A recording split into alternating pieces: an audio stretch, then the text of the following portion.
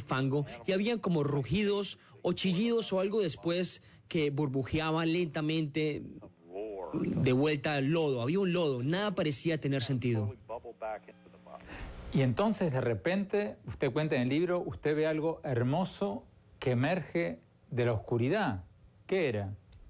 Bueno, vi esta luz clara y pura, de la cual salían finos filamentos girando lentamente, viniendo hacia mí. Y lo más maravilloso no era solo esta luz clara y bella, sino que venía con una melodía musical perfecta. A medida que giraba hacia mí, muy lentamente, se acercó, subiendo, y eso se abrió a un perfecto y hermoso e idílico valle, que subía muy inclinado hacia el brillo, en un campo verde, exuberante, fértil, creciendo. Y aunque no tenía conciencia corporal, sentía que me movía a través de esto, ya que yo era como una especie de gusano en el ala de una mariposa, la más bella mariposa sobre la tierra. Usted cuenta que estaba como volando sobre bosques. Así es. Y había una hermosa pradera llena de lo que luego llamaría las almas, los aldeanos bailando. Había dicha, júbilo, niños jugando, perros saltando, un reino muy hermoso e idílico. Claro está que tenía muchas características terrenales. Así que, inicialmente, al intentar comprender esto, pensé, bueno, eso puede haberse originado en mi cerebro. Algo de esto puede haber sido como un enredo terrenal. Era tan real. Y eso es algo difícil de explicar a la gente, aunque es comúnmente descrito en las experiencias cercanas a la muerte. Pero era un reino absolutamente perfecto y bello. Y junto a mí, sobre el ala de la mariposa, había una niña muy hermosa. Ella nunca me habló, pero nunca olvidaré su cara. Una cara tan bella, ojos azul brillante, pómulos altos. Y nunca dijo una palabra, pero sus pensamientos, sus conceptos llegaron directamente a mi mente. Eres profundamente amado y apreciado por siempre. No tienes nada que temer. Cuidarán de ti. En este reino no puedes hacer nada equivocado. En este reino espiritual. Eso fue lo que dijo, o lo que sentí. Y fue tan reconfortante, y el amor incondicional que fluía de ella realmente sobrepasa todas las palabras. A partir de entonces hubo una hermosa brisa, como una suave brisa de verano soplando y cambiando todo. Y esa fue la primera vez que me percaté, mi primera memoria, porque tuve amnesia respecto a mi vida pasada. No recordaba nada de mi vida antes, ni palabras ni lenguaje. Y esa brisa que soplaba fue lo que me hizo consciente de la divinidad y de Dios Todopoderoso en cada parte de la creación y de ese reino.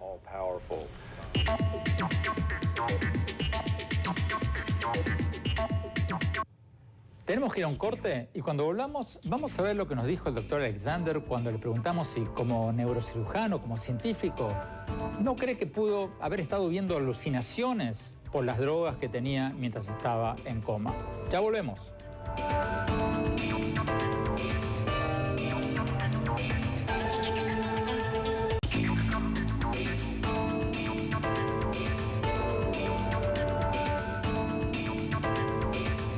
Gracias por seguir con nosotros. Para quienes recién nos sintonizan, estamos viendo la entrevista que le hicimos al doctor Eben Alexander, un médico neurocirujano y ex profesor de medicina de la Universidad de Harvard, que escribió el libro más vendido de la lista de bestsellers del New York Times. Un libro que escribió después de estar en coma sobre la vida después de la muerte. Sigamos viendo la entrevista.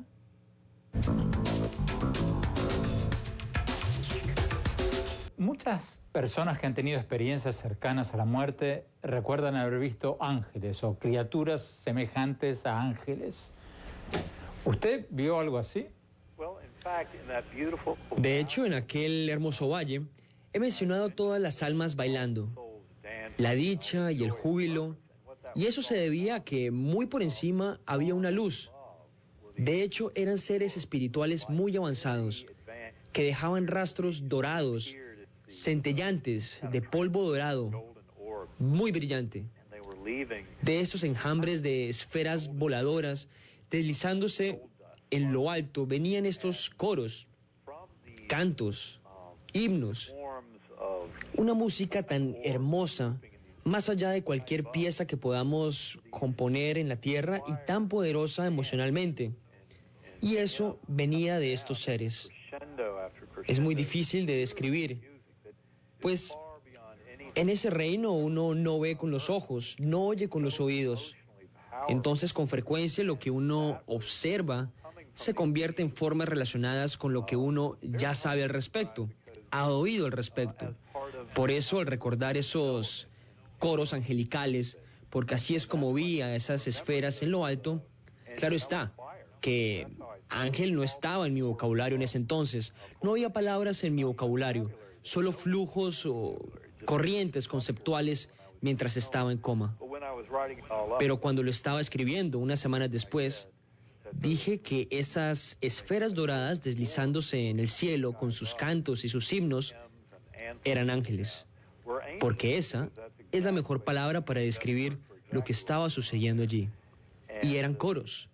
Y esa música terminó siendo una hermosa transición al siguiente reino, al que llamo el núcleo, que se encuentra fuera de todo espacio y tiempo superior.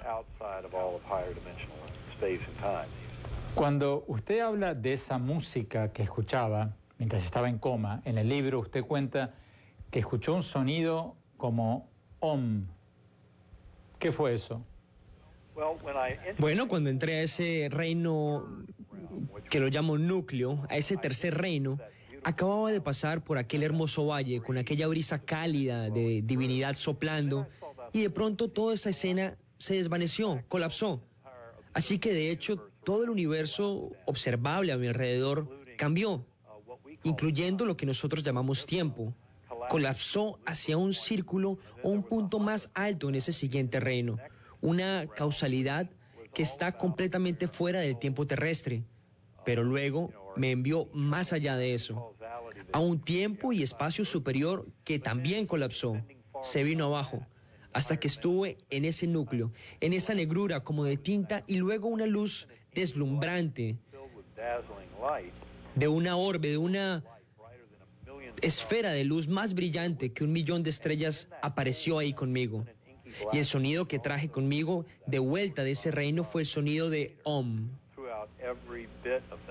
Y cuando se lo explico a la gente, digo que es el tipo de resonancia que tendrías en la infinidad y la eternidad, el sonido del divino creador, Dios, a través de todo. Pero para mí, Om fue el sonido que traje de vuelta, el que escuché. De hecho, cuando comencé a escribir acerca de esta experiencia, la palabra Dios no era sino una palabra humana. Y toda palabra humana ya, digamos que falla miserablemente al tratar de describir el asombro y el poder de la deidad. Así que Om fue una palabra muy apropiada para mí. Así que usé Om como pronombre para referirme a Dios. Pero claro, al cabo de meses, caí en cuenta que al hablar con gente sobre este concepto, ese poderoso e indescriptible ser, debes usar la palabra Dios, o Alá, o Jehová, cualquiera sea la palabra, porque tenemos palabras distintas, aunque todas se refieren al mismo ser todopoderoso, el núcleo de todo. Doctor Alexander, pero permítame preguntarle como neurocirujano, como un médico, un científico que durante 15 años enseñó en la Escuela de Medicina de Harvard, ¿qué se dice usted a sí mismo cuando se pregunta si estas visiones no pudieran haber sido alucinaciones, producto de las drogas? Usted estaba en coma, estaba profundamente dopado. ¿Qué dice el científico, el neurocirujano en usted ante esta posibilidad? Cualquier doctor que cuide de este tipo de pacientes le diría que si uno tiene una meningitis bacteriana por más de 3 horas y media y pasa 7 días en coma con un respirador, uno no regresa. En general, la gente no regresa, pero con seguridad, uno no regresa pudiendo contar la historia porque la meningitis es probablemente uno de los modelos más eficientes de muerte humana, pues destruye la superficie exterior del cerebro, la parte de donde sucede nuestra conciencia humana. Para mí, esto fue un gran misterio. Cuando volví del coma, no recordaba todo lo que había aprendido en 20 años de neurocirugía académica acerca del cerebro, la mente y la conciencia. Recordaba muy poco. Mi lenguaje regresó días después. Mi conocimiento acerca de la neurocirugía, la mente, el cerebro y la conciencia no regresó sino 6 semanas después de que salí del estado de coma. En ese tiempo, estaba muy ocupado escribiendo todo esto, como un reportaje neurocientífico, pues mis doctores me habían dicho que no podía haber experimentado nada. Tú tenías meningitis y esos pacientes no regresan con historias que contar, me decían.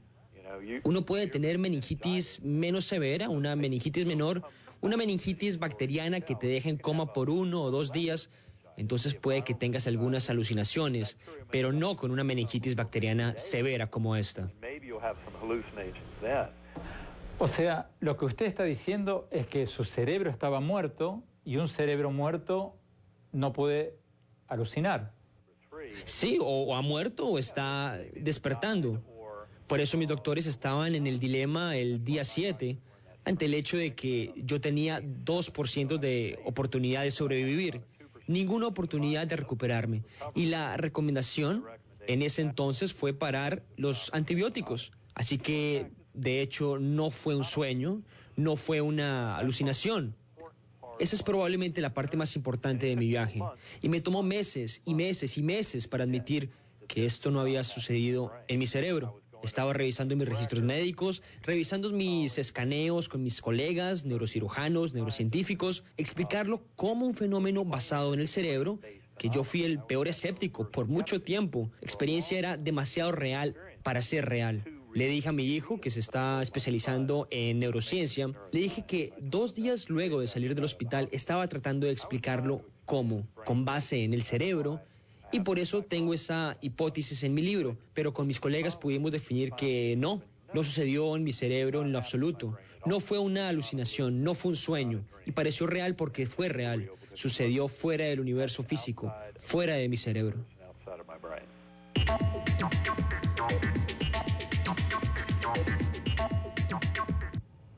Tenemos que ir a un corte y cuando volvamos vamos a ver lo que nos dijo el doctor Alexander cuando le preguntamos si cuando estaba en coma lo ayudaron los rezos de sus seres queridos o que sus seres queridos le tomaran la mano o las cadenas de oración o si todo eso son mitos.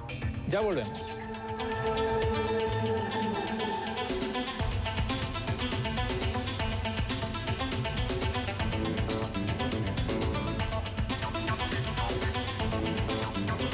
Si nos sintonizan, estamos viendo la entrevista que le hicimos al doctor Eben Alexander, un médico neurocirujano, ex profesor de medicina de la Universidad de Harvard, que escribió el libro número 1 en la lista de bestsellers del New York Times. Hace 6 meses que está número 1 en la lista del New York Times. Es un libro sobre su experiencia cuando estuvo en estado de coma y la vida después de la muerte. Seguimos con la entrevista. Veamos.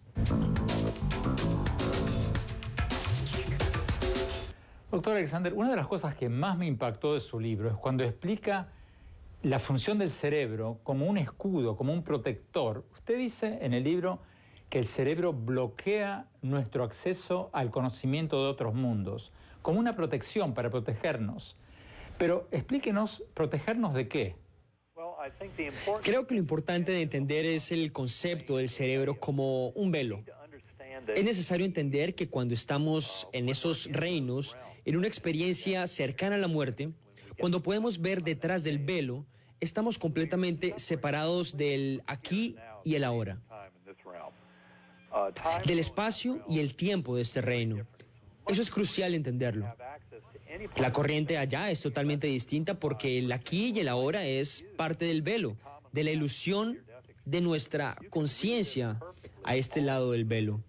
Si uno estuviera siempre en ese reino de no estar aquí y ahora, no le ayudaría a sobrevivir en un sentido darwiniano, siendo depredador o presa en un ambiente primitivo, no tendría ningún valor. Esto es algo que solo podemos hacer hoy, como humanos, en una sociedad en la que no tenemos que preocuparnos por encontrar comida y no ser comida.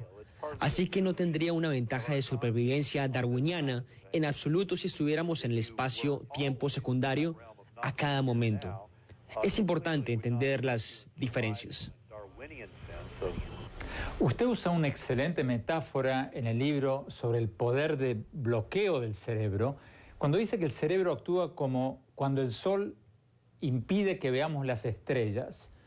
Cuéntenos un poco cómo es eso. Me encanta esa metáfora porque creo que la gente lo puede entender. La metáfora es que cuando uno mira el cielo nocturno y ve las lindas estrellas, se da cuenta de la bella creación que es nuestro universo. Y luego sale el sol, amanece, y hace desaparecer todo eso, iluminando tus alrededores inmediatos, pero bloqueando por completo ese majestuoso, inmenso y bello cosmos. De la misma manera, nuestro cerebro consciente nos ilumina el aquí y ahora y arrasa con lo que está detrás del velo, que es una escala mucho mayor de nuestro ser. Lo podemos ver en las experiencias cercanas a la muerte, entre vidas, en oración profunda, centrada, en meditación profunda, la esencia de la desesperación.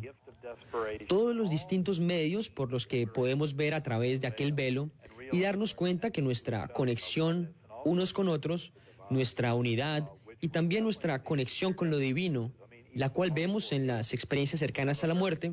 Incluso los ateos más tajantes tienen experiencias fuertes cuando tienen o viven situaciones cercanas a la muerte al entrar en contacto con la fuente creativa, todopoderosa y amorosa. Así que esto no depende de creencias religiosas ni de lo que uno ha encontrado en la tierra, aunque, como lo he dicho, ese reino de pasaje que se origina en un mundo real y perfecto, volvemos a estos cerebros y mentes y nuestras memorias nos están diciendo historias de aquel viaje. Estas pueden ser manchadas por nuestra personalidad, nuestra historia personal, nuestro pasado cultural y religioso. Y es por eso que un cristiano puede ver un bello cuerpo de luz como Jesús, mientras un musulmán lo verá como Mohammed. No quiero decir que ese reino no sea real. Significa que ese reino de pasaje del que hablo es un reino intermedio que nos permite identificarnos con nosotros mismos en ese otro reino más elevado y real. De manera que cuando intentamos traerlo de vuelta aquí, retoma sus vestiduras terrestres. Claro que los escépticos se sienten perdidos golpeando su cabeza contra los árboles sin percibir la hermosa fuerza, pensando que las pequeñas diferencias, que el cristiano ve a Cristo y el musulmán ve a Mohammed, dicen que eso significa que no es real. Se pierden del hecho que es absolutamente real, pero que las memorias se manchan cuando regresamos con algo de nuestro bagaje personal y cultural que ya estaba ahí antes de la experiencia cercana a la muerte.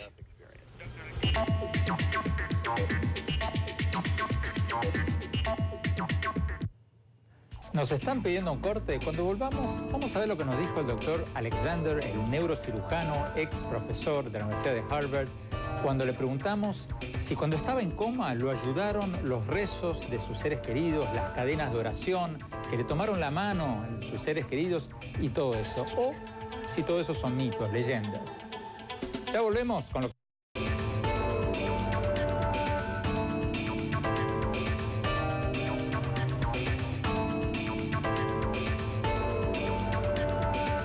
Gracias por seguir con nosotros. Para quienes recién se suman al programa, estamos viendo la entrevista que le hicimos al doctor Eben Alexander, un médico neurocirujano, ex profesor de medicina de la Universidad de Harvard, que estuvo 7 días en coma.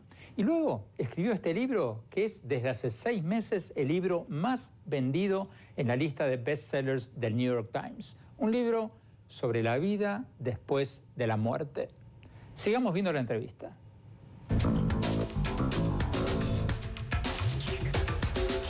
Doctor Alexander, cuando usted estaba en estado de coma, ¿sintió, le ayudó en algo el hecho que sus seres queridos le tomaran las manos o rezaran por usted?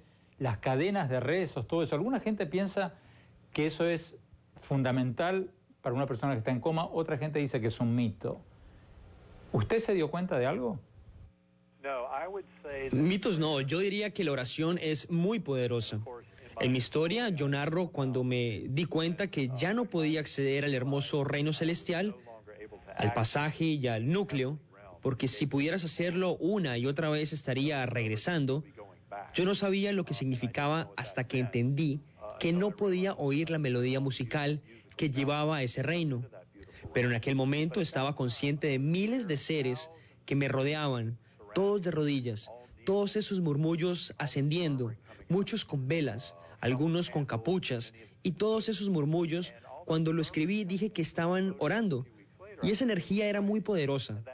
Me estaba dando ese mismo amor incondicional que había sentido en el pasaje y el núcleo, pero estaba sucediendo en asociación con seres más cercanos al reino terrestre. Me mostró el poder de esto, y mientras le cuento la historia a mi familia en la sala de recuperación, contaron que mi hermana Phyllis había decidido la primera noche de mi coma que alguien estaría allí sosteniendo mi mano 24 horas al día, 7 días a la semana. Siempre había alguien allí. Si alguno se iba, lo reemplazaba otro miembro de la familia y me sostenía la mano. Estuve en la respiradora toda la semana, pero ellos estuvieron allí para mantenerme anclado a este mundo. Yo diría que es muy importante entender el amor, que la oración no es algo local. Uno puede orar por gente a grandes distancias y puede tener un efecto tremendo. Y uno se puede comunicar con las mentes en ese reino, en ese mundo del estado de coma. Desde que usted regresó de la muerte, por decirlo de alguna manera, usted ha estudiado las experiencias cercanas a la muerte de mucha gente. ¿Hay un denominador común, algo presente en todas estas experiencias o no? Sí. Eso es de lo más impactante. De hecho, cuando volví a casa, el hospital estaba abrumado por el poder de esta experiencia y mucho de mi conocimiento acerca de la conciencia no había regresado. Tardó 6 semanas. En ese estado, mi hijo, especializándose en neurociencia, me dijo, si quieres que esto tenga valor, no leas nada acerca de experiencias cercanas a la muerte antes de escribirlo todo. Así que me tomé 6 semanas, no leí nada. Escribí todo, como 20,000 palabras. Empecé a leer sobre las experiencias cercanas a la muerte y quedé en shock, porque vi muchas similitudes en cientos de casos, muchos parecidos al mío. Y las similitudes son más impactantes que las diferencias, en especial al considerar las condiciones médicas y cerebrales que llevan a la gente a ese reino de las experiencias cercanas a la muerte. Debería haber una increíble variedad y sin embargo lo que hay son similitudes impactantes. Y cuando empiezas a investigar la literatura después de la muerte, de cientos de años atrás, y los escritos de místicos religiosos y de profetas de miles de años atrás, uno ve más similitudes y se da cuenta que ese reino es muy real. Es mucho más poderoso notar las similitudes que dejarse desviar por las pequeñas diferencias entre otras experiencias. Eso es una de las partes más maravillosas de mi viaje, pues apoya y valida tantas otras de estas experiencias místicas transformadoras a través de los años.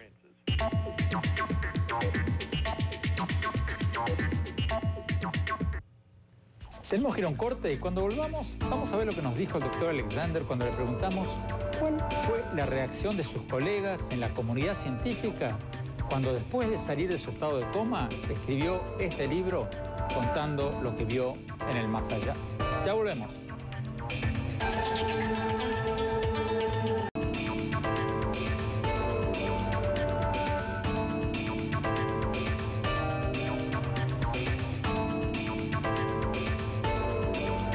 Gracias por seguir con nosotros. Para quienes recién nos sintonizan, estamos viendo la entrevista al doctor Eben Alexander, un médico neurocirujano, ex profesor de medicina de la Universidad de Harvard, que estuvo en coma 7 días y luego escribió este libro, que es el más vendido en la lista de bestsellers de los más vendidos del New York Times. Un libro sobre la vida después de la muerte.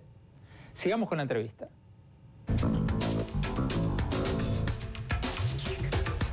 Doctor Alexander, bueno, ya han pasado unos años después de su experiencia, después de su estado de coma. ¿Se ha vuelto usted una persona religiosa, mística, espiritual? ¿Medita? ¿En qué cambió su vida? Yo diría que he cambiado en todas las formas imaginables, pero no fue de inmediato. Al comienzo estaba tratando de escribirlo todo como un reporte científico, a pesar de que estaba en shock por la realidad definitiva del caso.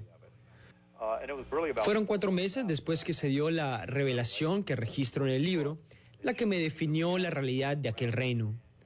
Desde entonces he estado en una misión, tratando de entenderlo. Es por eso que escribí el libro. Pero de hecho el manuscrito era 3 veces más largo que La prueba del cielo. Lo estaba escribiendo para mí mismo, para entender todo acerca de la naturaleza de la realidad, la física, la cosmología, la naturaleza del espacio, el tiempo, la causalidad, el libre albedrío, y tratando de ponerlo en contexto con mi viaje. Todo lo que sabía acerca de la conciencia. Es por eso que me ha cambiado en todas las formas imaginables. Tiene que ver con aumentar las fronteras de la ciencia para darse cuenta que la ciencia y la espiritualidad se fortalecen mutuamente. Es solo un nivel primitivo como de kinder donde luchan una contra otra, pensando que una tiene la razón y la otra no. En realidad, nuestra ciencia convencional de hoy, como dije antes, no sabe nada de cómo la conciencia emerge del cerebro físico, sin mencionar la conciencia no local, que es un fenómeno muy real. Puede suceder. Este fenómeno apoya las experiencias cercanas a la muerte, la reencarnación, memorias de vidas pasadas, experiencias fuera del cuerpo, visión a distancia, telepatía, psicoquinesia. En eternia.org encontrará una visión más completa de todos estos tipos de conciencia que van más allá de nuestra explicación materialista, científica primitiva, que era la que yo tenía antes del coma. Así que es más espiritual. Ahora conozco la realidad de Dios que está en el núcleo de todo lo que existe. Pero mi mensaje trasciende las fronteras entre religiones, entre religión, espiritualidad y ciencia, y amplía las fronteras de la ciencia para que ésta pueda encontrar una dirección en cuanto al misterio profundo de la conciencia. Se trata del crecimiento que viví en cuanto a mi comprensión de la realidad. Creo que es una de las razones por las cuales el libro despegó tan rápido como lo hizo. En la primera semana en los Estados Unidos llegó al número 1 de los libros más vendidos del New York Times y se ha mantenido ahí por 6 meses. Eso se debe a que resuena con alma. Doctor Alexander, en la Edad Media, un científico como usted, que se saliera tanto de la línea oficial, hubiera sido excomulgado, vetado, vilipendiado. ¿Cuál fue la reacción de la comunidad científica cuando usted sacó este libro? Yo diría que cuanto más saben de la conciencia, los neurocientíficos versados en los misterios profundos de la conciencia, suben a bordo rápidamente. Si uno llega a hablar del enigma de la mecánica cuántica, o sea, el problema central de la conciencia, que dice que no hay un científico materialista que pueda dar respuesta a cómo la conciencia surge, eso inmediatamente es una gran bandera roja, especialmente en una ciencia que tiene la teoría acerca de todo. Obviamente no entienden mucho si ni siquiera pueden explicar la conciencia. Yo diría que esos científicos suben a bordo rápido, y hay muchos así. Y también las enfermeras y los doctores que han pasado tiempo con pacientes que están muriendo han visto tanto acerca del alma eterna que vivir más allá del cuerpo para ellos es evidente. De hecho, he empezado a recibir muchas invitaciones para ir a escuelas médicas, a la Universidad Americana de Cirujanos, a distintos grupos de médicos que saben que hay pruebas y realidad detrás de esto. Así que se trata de hacer que este mundo empiece a despertar una verdad más elevada, que para mí ha estado ahí por más de 3.000 años. En el siglo XX, los científicos materialistas fuimos engañados y creímos que esa ciencia podía explicar todo. Bueno, no puede siquiera empezar a explicar la conciencia. Así que ahora veo a la ciencia creciendo, expandiendo sus fronteras para aceptar el misterio profundo de la conciencia y el enigma de la mecánica cuántica, tratando de explicar la naturaleza de la realidad. Mucha de esa comunidad está despertando. Las religiones también han aceptado mi vivencia, viniendo de todas las creencias, especialmente con tradiciones místicas como el misticismo judío del Kabbalah, místicos cristianos, budistas, sufíes, hinduistas. Se trata de romper las falsas fronteras. Las fronteras entre religiones son falsas. Son creadas por el hombre, y a medida que vamos más profundo en la conciencia, convergemos en una realidad mucho más auténtica que tiene que ver con la eternidad de nuestra alma y espíritu.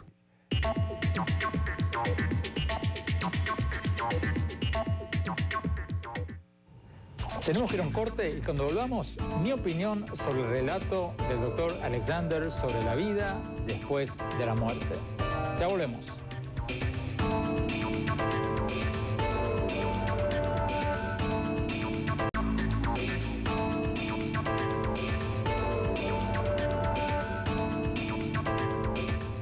Muchas gracias por habernos acompañado. No se olviden de seguirnos en nuestro sitio web y en Facebook y en Twitter. Vamos a poner toda esta entrevista en nuestro sitio web. Oppenheimer presenta muy pronto. Bueno, mi opinión sobre el doctor Eben Alexander y sobre su libro sobre la vida después de la muerte. Cuando salió el libro y escaló a número 1 en la tabla de bestsellers del New York Times, muchos de mis colegas se lo tomaron a la risa, se burlaron de las mariposas y otras cosas que supuestamente vio Alexander cuando estaba en estado de coma. Yo no sé si hay mariposas allá arriba, pero no me río nada. Lo que más me gustó del libro es su metáfora sobre la mente humana, donde dice que la mente humana es como un velo que nos bloquea de ver el más allá. Dice que así como el sol nos impide ver las estrellas durante el día y nos protege de estar como embobados, hipnotizados, mirando las estrellas todo el día, la mente humana nos impide ver el más allá, para que no estemos en un mundo espiritual todo el día y podamos ocuparnos de conseguir comida, trabajar y cumplir con el proceso darwiniano de preservación de la especie. O sea, la mente nos protege de ver el más allá para que podamos ocuparnos de las cosas terrenales.